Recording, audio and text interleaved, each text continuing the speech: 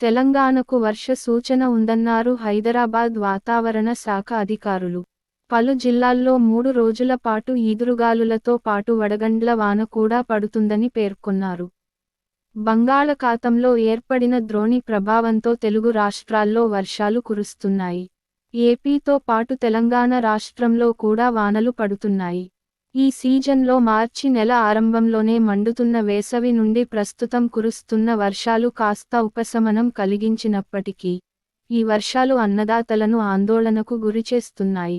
లో అక్కడక్కడ తేలికపాటి జల్లులు కురిసే అవకాశం ఉందని హైదరాబాద్ వాతావరణ శాఖ పేర్కొంది. 3 రోజుల పాటు హైదరాబాద్, పలు జిల్లాల్లో వర్షాలు రాలుతుండగా, వర్షాల కారణంగా ఉద్యాన పంటలు కూడా దెబ్బతింటున్నాయి. ఇక అకాల వర్షాలు మామిడి రైతులను తీవ్ర పేర్కొంది.